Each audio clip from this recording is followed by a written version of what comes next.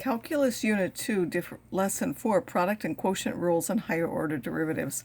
So in this lesson we want to look at two basic rules, one for the product of two functions and one for the quotient of two functions. So when you have two products or two functions multiplied by each other, one way of looking at it is you take each function times the derivative of the other and add them together, or the other is to say that this is the first times the derivative of the second function plus the second function times the derivative of the first function. For the quotient, when you have one function divided by another function, you take the bottom function and multiply the derivative of the top one, and then subtract the top one times the derivative of the bottom one, all over that bottom function squared.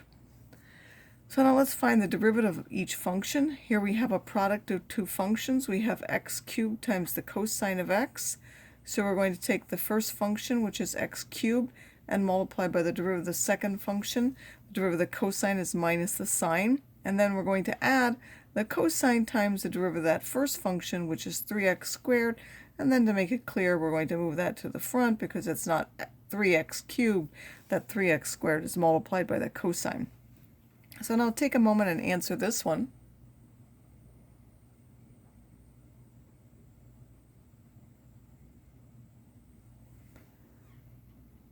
So to get f prime, we take the first function, which is t squared, times the derivative of the sine, which is the cosine. And then we're going to add to that the sine times the derivative of t squared, and the derivative of t squared, we take the 2 out front and we decrease the power to give 2t. Both of these are now quotients, so if we look at those, this is the top function, and we're going to rewrite that in exponent form, and then the bottom function is x cubed plus 1. So we take the bottom function, x cubed plus 1, multiply the derivative of the top, since that's at the power, it's 1/2 x. We decrease that by 1, giving minus 1/2, and then minus the top function times the derivative of the bottom, which will give us 3x squared plus nothing, or just 3x squared. And then we divide by that bottom function squared. If we use FOIL and multiply this by both parts, we'll end up with this 1/2. We add the powers, so we get x to the 5/2, and then we get 1/2 x to the minus 1/2. Here, when we combine these, we're going to add the powers. We'll give minus 3x to the 5/2. Since those are both x to the 5/2, we can add those together. And then typically, you would combine those by factoring out the smallest power to give 1/2 x to the minus 1/2. That will leave a minus 5x cubed, since we have to take x cubed and add it to minus 1/2 to get 5/2. And then this is simply what we're factoring out, so that would be plus 1 over x cubed plus 1. And then these would generally be moved to the bottom to get 2 square roots of x, and you might rewrite this to get 1 minus 5x cubed instead of minus 5x cubed plus 1. There would be other ways that would be acceptable to write that, but you should, like if it were a multiple choice test, be able to rewrite your answer into a form which is given. So now take a moment and try to do this one.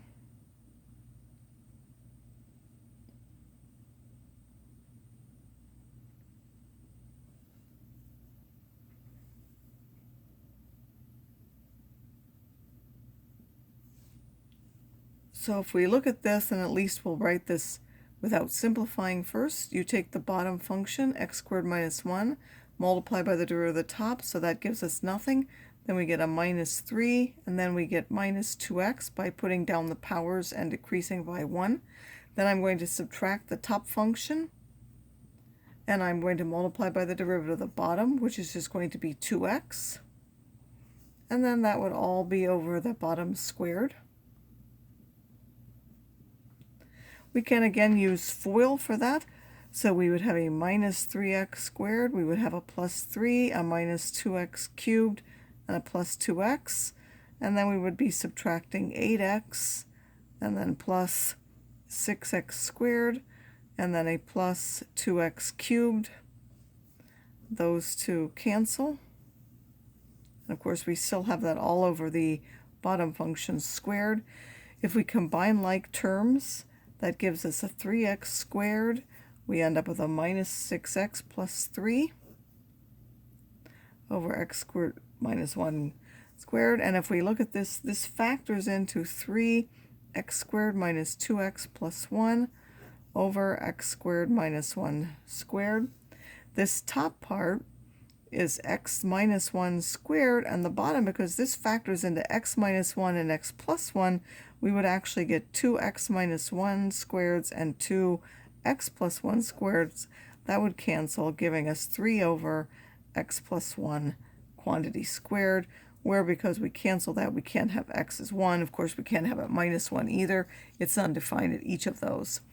By the way, another way of doing this would have been to look and seen that you could have simplified this function first.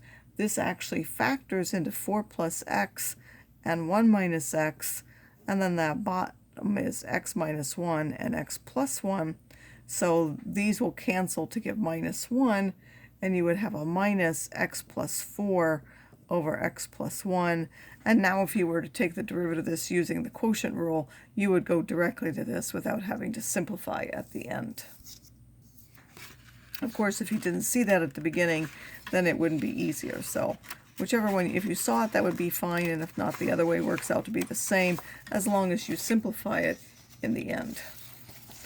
All right, we're going to, you can apply these to the tangent, the secant, the cosecant, and the cotangent, because each one of those can be given as a quotient of something. So that, the tangent is the sine over the cosine, so you could use the rule for that.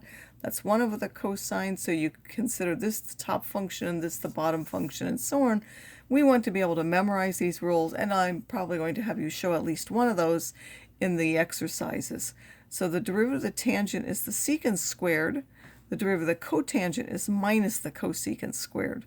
The derivative of the secant is the secant times the tangent, and the derivative of the cosecant is minus the cosecant times the cotangent. And I like to remember that all the co-ones end up with negatives, so when we have sine of x, its derivative is the cosine, but then when I have the cosine, that's the co-one, that gives me minus the sine as the derivative. The same as here, tangent is secant squared, but the cotangent is now minus the cosecant squared.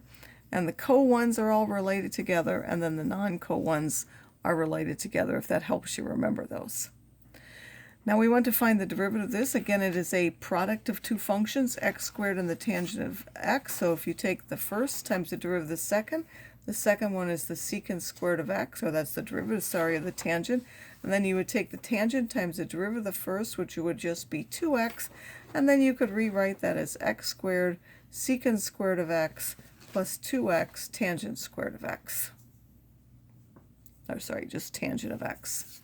And then it turns out that higher order derivatives, you can just keep taking derivatives. So we have a first derivative, a second derivative, a third derivative, a fourth, and so on. There are many notations for these. You should try to become familiar with them. We can put primes on the y's. As soon as you get past 3, you start to write the number in parentheses. Or we can put that on the f prime instead. We can do f prime in the function notation. Or you can do dy dx. Or we can say, we can put the number in between the d and the y. That's the second order derivative with respect to x, and the third order derivative with respect to x. You put the number on each of those, so it's not with respect to x cubed. It's just the way it's written to show the fourth derivative and so on. And then you can also just write that in front of the function. So now we can find the first, second, third, and fourth derivatives of a function. Again, you're just going to keep taking the derivative of the derivative of the derivative. So if you take the derivative of this will become 4x cubed. This part would become 6x squared. This would be minus 6x, and this would be minus 1. So now if we want the second derivative, we're going to take the 3 times the 4, which is 12, decrease that power by 1, giving x squared, multiply those two as 12, decrease the power will give us x. That simply gives us minus 6. Decreasing that would be x to the 0, or just 1. And then derivative of this is nothing, so we don't write that down. The third derivative, we would multiply those to get 24, decrease the power by 1. And then this would simply give us the 12, this giving nothing. And finally, this last one would be 24. Any derivatives after that would be 0 because we're left with a constant. We can apply this to position functions and velocity and acceleration. So we've already seen that the velocity is the first derivative of the position vector.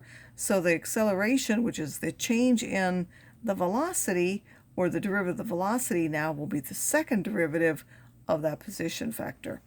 So we know that projectile motion for a function of this is based off of constant acceleration, and we can see that from the derivative. The first derivative of that, which will be the velocity, will now be minus 32t plus that 50. That goes to 0. And then we'll see the constant acceleration due to gravity. That's just the derivative of the velocity, or the second derivative of that accelerate, or the position vector, and we get the acceleration is minus 32 feet per second squared.